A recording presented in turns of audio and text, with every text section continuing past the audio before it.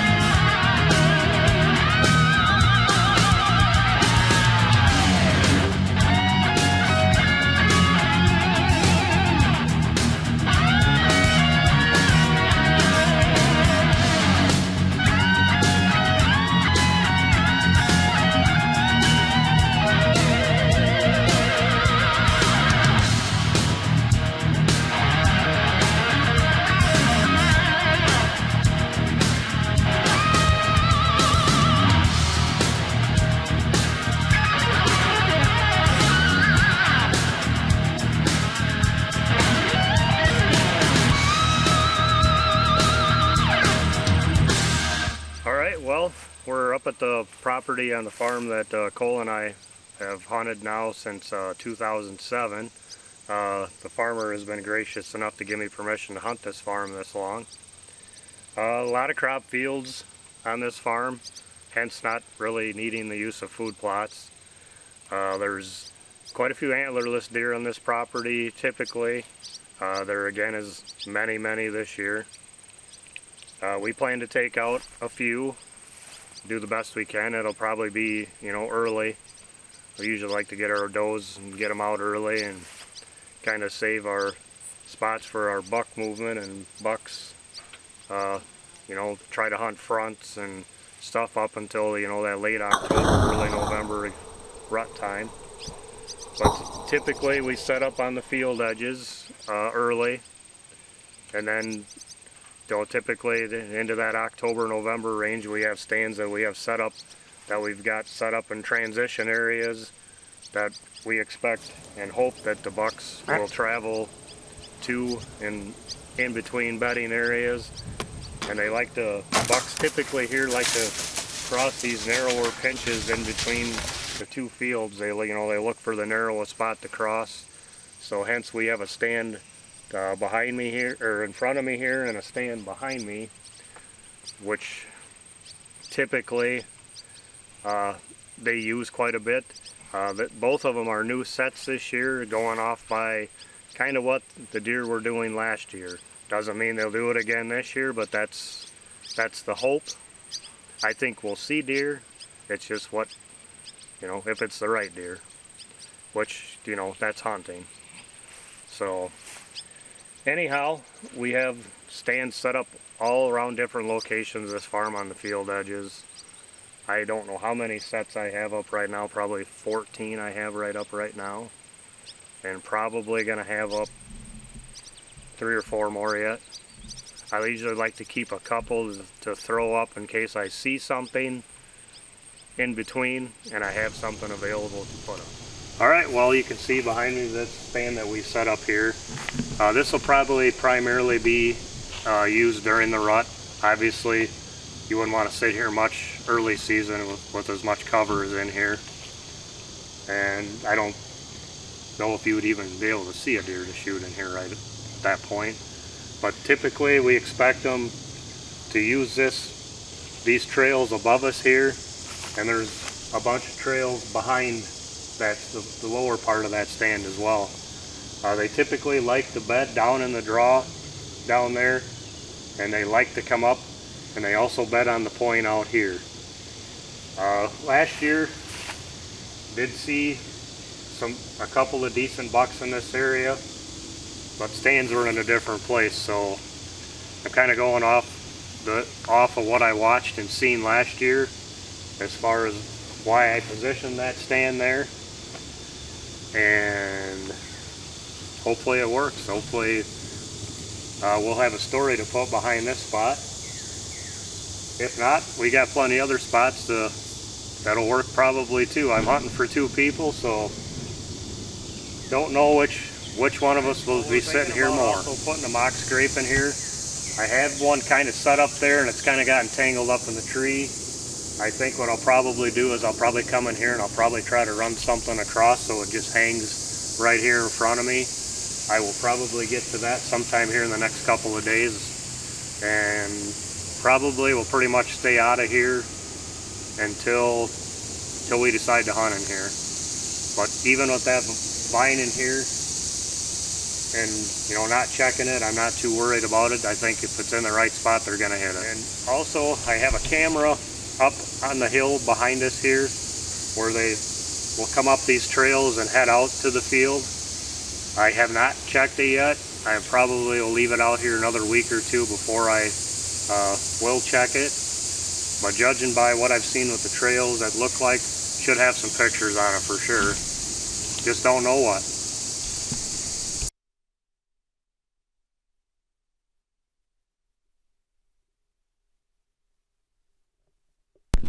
You can see, it looks like we got a buck standing right in the field edge right there. It's pretty good at, about noon? I can't tell, he's probably a couple 100 yards, but you can see definitely see he's got horns on his head. That's encouraging because I have 2 stands very close to there. And I also have a camera in there, so if he came up that hill, he's probably on the camera as well. See Carl's zoom. I don't know what he could see when he zoomed in at the camera, how good a deer he is. But, he's not a monster. He's a buck. Yeah, he's a buck. He's a buck. About 8. He's probably a year and a half old, 8. Yeah. Well, I think future star, Brian. Future. I know we should have, if all the deer stayed. We had a lot of probably 2.5-year-old, 14 to 16 inch wide 8-pointers last year. So hopefully a bunch of them are still around this year. They should be some really nice deer this year if they're still around. It's really hard to predict with this much area up here. that's kind of the beauty part of this farm, is there could be a deer here that could show up that, you know, we've never seen before. So hopefully there is usually a couple of decent ones running around here.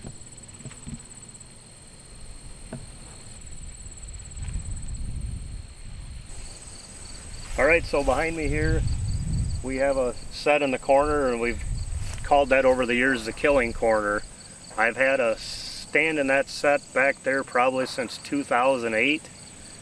I shot probably a 125 to 130 10 pointer I shot back there in 2008, and we've taken probably more does from that corner than bucks.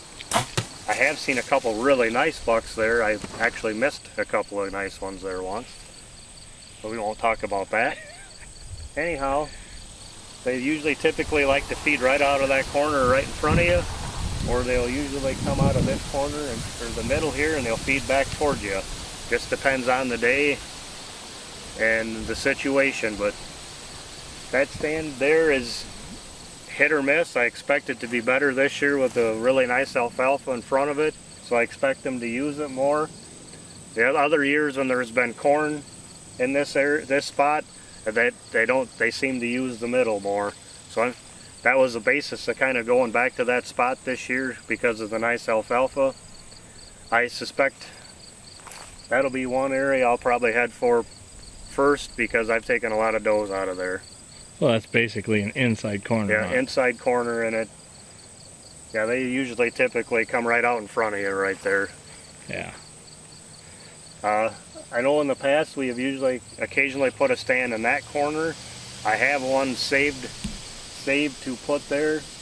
If it seems to be that they are using that corner more than this one, then I will probably throw a stand over there as well. I'm not afraid on this farm to transition to move a stand or put up a stand anywhere at any time, because it doesn't really seem to affect deer movement typically too much. You can get away with a little bit more on this farm, I believe, because it's near the city and the deer have transitioned enough that they get a little bit used to the human intrusion up here. Not that it gives me any excuse at any time to not.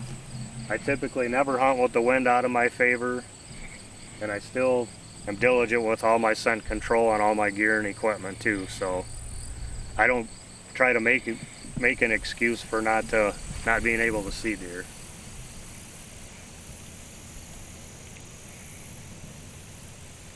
Alright, well, behind me here there's another two of our sets. There's one kind of in the middle of the field on the edge of the woods back on the point, and there's one tucked back in the corner on the edge. Them are primarily also going to be used for our doe sets. I also wouldn't be afraid, possibly, just for a change of pace, to even throw a decoy up there during the rut. I wouldn't be afraid to try that. But typically this should be a really good spot this year too, with nice new alfalfa in front. They like to bed on both of these points, so we're expecting them to, you know, that late afternoon to come out and feed, and probably feed right in front of us. Hopefully that's how it works out, but you never know. That's why they call it hunting. But typically we've had a stand on the other edge of this, but it looks like there's more manure this year back along that. So I don't think I'm probably going to put a stand back there this year. I think we'll go with what we have here for now. I may put up one down here on this edge yet, but we will see. Getting kind of close to hunting season now, so I don't know. I can't get too many wheels spinning in my head. Alright, so down off this way, there's a draw down in here, and the deer like to circle that there's like a bowl in there, and they like to cruise that bowl in this upper edge during the rut. I've actually got 4 sets in there, actually no, 3. One may get moved to the edge of the field yet. The other 2 are primarily rut stands. If you follow our stuff, I shot a really good buck flat top there back in 17. I don't know how many bucks I've shot up this farm, but almost every one of them I've got out of this draw, either being somewhere near there or somewhere where they've came out of there. So that spot I'll probably never abandon here until I never see deer there. Why do you think it's so good? This spot there is typically good because they'll cross between this woods and the field narrows right down to a saddle right there. And typically during the rut they'll either circle these woods and cross going that way or back this way. So that was the basis of putting that stand there. And typically, if you can get them to respond to rattling and a rattle sequence and grunting, they're going to sneak right along this field edge and they're going to drop right in on you, just like Flat Top did me. And you know, I've seen them do everything in this draw. I've seen them sneak in the woods up. I've seen them come all the way through the woods. I've seen them come up through the bottom. It doesn't really matter, rhyme or reason, where they're at. I think there's a bedding area down in the bottom of the draw, and I think a lot of times that gets them going. The bucks will start chasing them down in there, and they usually end up either coming up towards the hill or they'll come across down in there. All right, well, going in the woods right here behind me here is them stands we were talking about that are on this saddle, and I have a camera in there and I got 3 sets in there. They'll typically either come right along these field edges and dip in on you, or they'll cross right in between both places.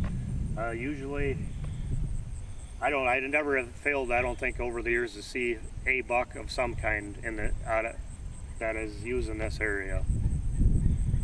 So typically, I usually have my sets in there, and I usually don't worry about them until I want to start hunting them, which is, you know, usually somewhere the 20th of October and beyond. So we're gonna go in and we'll check out them sets. Well, there's a reason it's that high. Probably could be a little lower though. All right. So anyway, this is the Flat Top stand, as we nicknamed it, I guess. As you can see, it's up there. When you get up there and sit in it, it's your perspective of why it's that high. I put it that high because of that trail, the lower trail. I kind of thought with it being up higher, it took a lot of the trajectory for the shot to the trail away, which is great there. It doesn't work so good when Flat Top comes at 11 yards and he's too close to shoot. I shot him at about... Probably do a little grunting and rattling and see if we can stir anything up. Stay with us. Hopefully we can at least see some bucks on their feet today.